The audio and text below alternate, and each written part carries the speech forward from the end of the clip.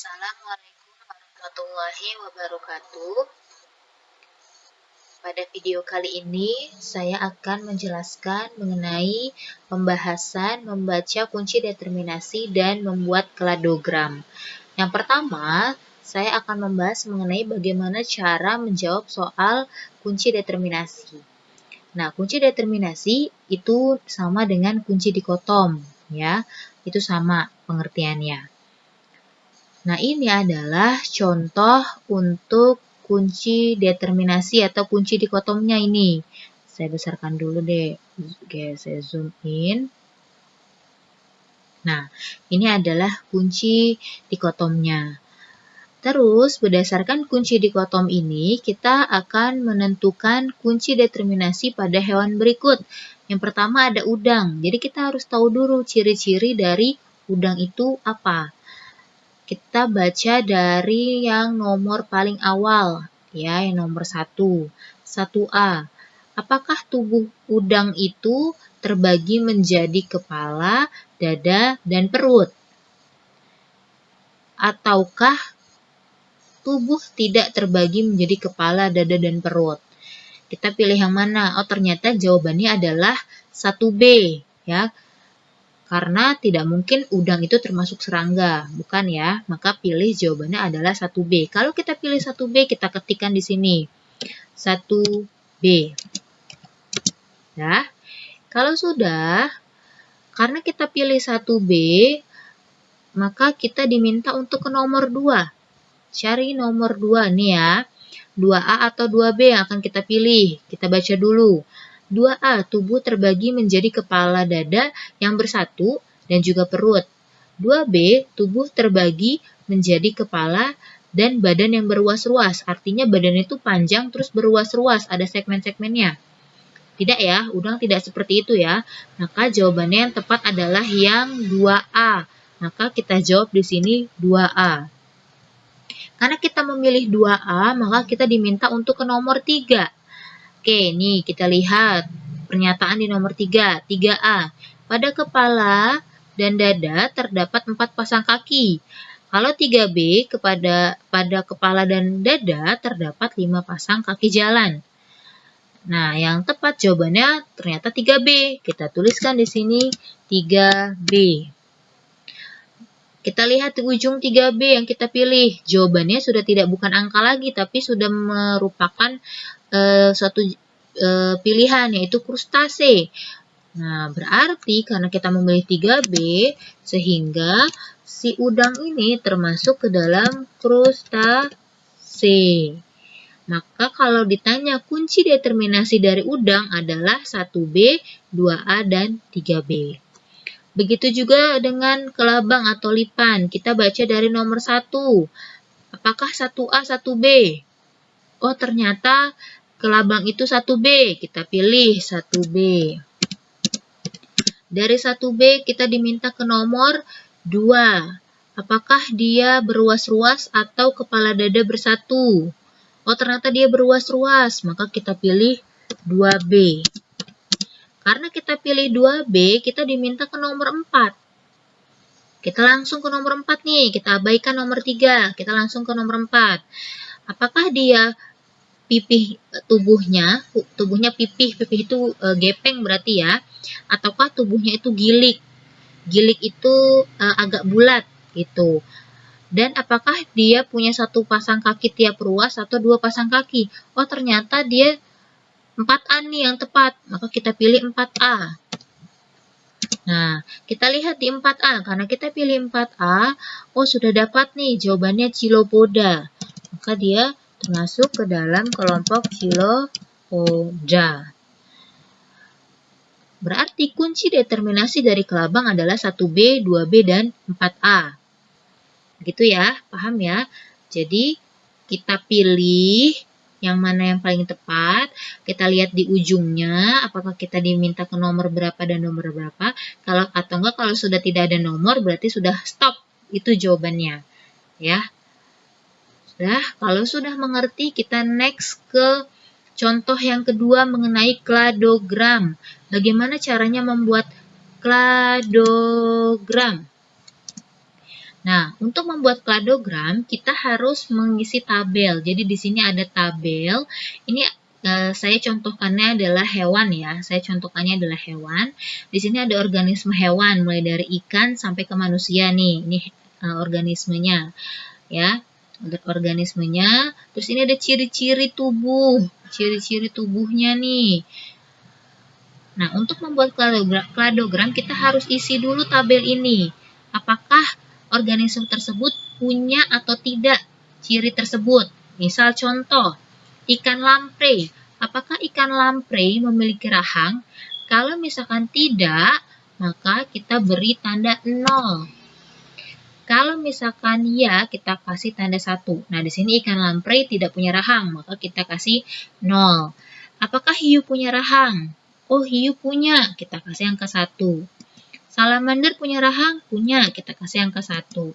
Kadal punya rahang? Punya, kita kasih 1. Harimau punya, kita kasih angka 1. Gorila punya rahang, kita kasih angka 1. Manusia punya, berarti kita kasih angka 1. Paru-paru, apakah ikan lamprey punya paru-paru? Tidak ya, ikan lamprey kan ikan, berarti bernafasnya pakai insang, berarti 0. Hiu, apakah punya paru-paru? Tidak, karena kan hiu ikan, maka kita kasih 0. Salamander, dia termasuk amfibi. Amfibi apakah napasnya pakai paru-paru? Ya. Kadal, reptil, napasnya pakai paru-paru? Ya. Harimau, gorila, dan manusia itu mamalia. Napasnya pakai paru-paru pasti ya, maka ini iya semua. Terus kemudian membran amnion. Membran amnion itu adalah lapisan pada janin. Ya, dan itu biasanya dimiliki oleh golongan reptil dan mamalia. Sehingga yang memiliki berarti cuma reptil dan mamalia. Apakah ikan? Berarti ikan bukan ya? 0. Hiu juga 0. Amfibi juga 0. Nah, kadal kan reptil. Harimau, gorila, manusia, mamalia. Berarti punya. Berarti kita kasih angka 1 semua. Terus rambut. Rambut itu yang punya cuma mamalia. Berarti selain mamalia, kita kasih 0. Ini 0 ya. Ini 0, ini 0, ini 0. Berarti harimau, gorila, manusia. Kan mamalia. Maka ini yang kita kasih angka 1 karena punya. Terus kemudian tidak berekor. Yang tidak berekor dari organisme ini cuma gorila sama manusia. Berarti sisanya tidak punya. Kita kasih 0. Nah, gorila kan punya. Kita kasih 1. Manusia punya. Kita kasih 1. Lanjut, bipedal. Bipedal ini adalah organisme yang mampu berjalan secara tegak dengan 2 kaki. Berarti cuma manusia kan? Yang lainnya berarti kita kasih 0. Cuma manusia yang berjalan dengan 2 kaki dan bertubuh tegak atau bipedal. Nah, ini tabel udah terisi full. Maka kita langsung buat kladogramnya. Ya, kalian bisa lihat contoh di file PDF-nya tentang bentuk kladogram. Ya, jadi kalian bisa tahu cara buatnya. Cara buatnya, kita pakai shape aja. Kita kasih garis. Ya, garis panjang seperti ini. Oke. Kita kasih garis panjang seperti ini. Nah, terus kita lihat ada berapa organisme di sini? Ada 7 ya. 1, 2, 3, 4, 5, 6, 7. Oke, ada 7 organisme. Berarti kita buat garis ya sebanyak 7. Bentuk garisnya seperti ini. Jadi kayak berlawanan gitu. Ya, kita buat garis.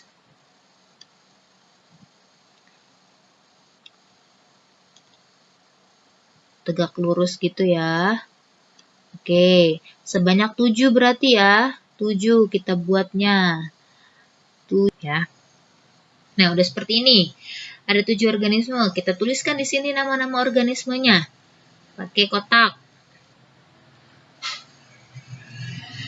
Nah, urutannya gini, bawah ini adalah yang paling sedikit ciri yang dia miliki. Di sini hewan mana atau organisme mana yang cirinya paling dikit adalah ikan lamprey.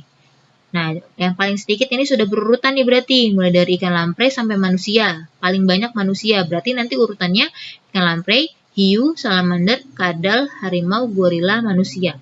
Pokoknya diurutkan dari yang paling sedikit cirinya ke yang paling banyak. Ini dari yang paling sedikit, makin ke sana makin banyak cirinya. Oke, kita tuliskan di sini pakai kotak, terus add text, klik kanan add text ya.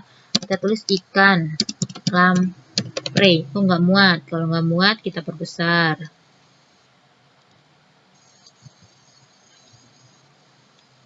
Oke, ikan lamprey sudah. Udah ada semua organismenya, terus kita tinggal tuliskan nih ciri-cirinya.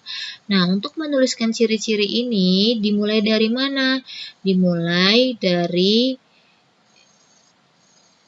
yang rahang nih. Rahang kita posisikan di mana Kak? Di sini. Rahang kita posisikan di sini. Kenapa kita posisikan di sini? Karena kita lihat siapa yang tidak punya rahang? Yang tidak punya rahang hanya ikan lamprey. Kalau tidak punya, berarti posisinya ada di belakangnya. Ya, kalau tidak punya, posisinya ada di belakangnya. Maka di sini kita tuliskan rahang di sini.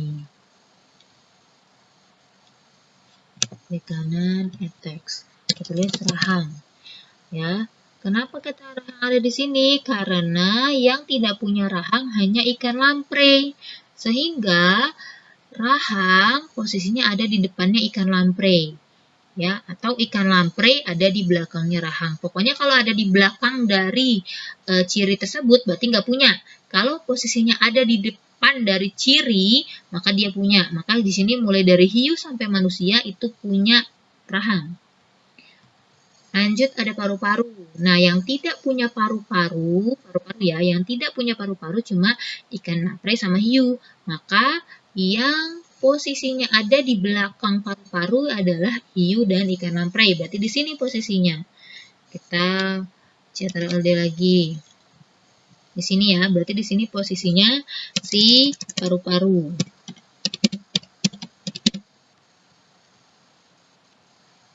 Oke, kenapa tadi paru-paru di sini? Karena yang tidak punya paru-paru cuma hiu sama ikan lamprey. Maka yang posisi hiu sama ikan lamprey harus ada di belakangnya. Pokoknya kalau nggak punya itu di belakangnya. Lanjut, ciri membran amnion. Kita Ctrl-D lagi biar cepat. Berarti di sini ya, karena yang nggak punya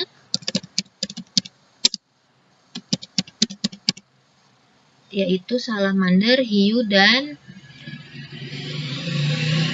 ikan lamprey. Terus kemudian ada apa lagi? Rambut. Rambut. Yang punya rambut cuma harimau, gorila, sama manusia. Berarti posisinya ada di sini. Ctrl-D. Sini. Berarti di sini rambut nih. Posisi rambut di sini. Karena yang pokoknya berarti kadal sampai lamprey nggak punya rambut. Sedangkan harimau sama manusia punya rambut. Gitu ya. Berikutnya, setelah ciri rambut, ada ciri tidak berekor. Nah, yang tidak berekor itu kan hanya gorila sama manusia. Berarti kita tempatkan tidak berekor itu di sini. Nah, kita duplikat lagi kolomnya. Nah, kita taruh di sini, kita ketik tidak berekor. Kenapa? Karena mulai dari harimau sampai ikan lamprey yang tidak berekor. Sedangkan yang ke sananya, karena harimau dan ikan lamprey itu berekor. Sedangkan gorila sama manusia yang tidak berekor. Berarti yang memiliki ciri tidak berekor adalah dua ini. Sedangkan yang di belakangnya tidak memiliki ciri tersebut. Artinya mereka masih berekor. Terakhir, bipedal. Bipedal itu tadi adalah mampu berjalan tegak dengan dua kakinya, yaitu hanya manusia. Maka bipedal kita tempatkan di sini. bipedal. Ya, karena hanya manusia yang bipedal. Gitu. Sudah selesai deh kladogramnya, sudah jadi kladogramnya. Nah, dari kladogram ini kita bisa mengetahui tingkat kekerabatan organisme ini. Jadi, misal harimau berkerabat paling dekat dengan siapa? Nah, harimau paling dekat berkerabatnya dengan kadal. Ya, pilihlah yang ada di belakangnya, atau pilihlah yang ada di sebelumnya, atau pilihlah yang ada di sebelah kirinya. Kenapa? Karena kadal ini, kenapa kadal? Karena kadal ini memiliki persamaan yang lebih banyak dengan harimau dan memiliki perbedaan yang paling sedikit. Jadi kalau misalkan semakin dekat kekerabatannya, maka semakin banyak persamaannya dan semakin sedikit perbedaannya. Gitu. Maka harimau berkerabat dekat dengan kadal. Begitu juga dengan salamander, berkerabat dekat dengan hiu. Manusia berkerabat dekat dengan gorila di kladogram ini. Gitu ya. Baik, itu saja penjelasan mengenai kunci determinasi dan kladogram. Selanjutnya kalian akan mengerjakan soal latihan mengenai kunci determinasi dan kladogram. Sampai di sini penjelasan saya. Kurang lebihnya mohon maaf. Wassalamualaikum warahmatullahi wabarakatuh.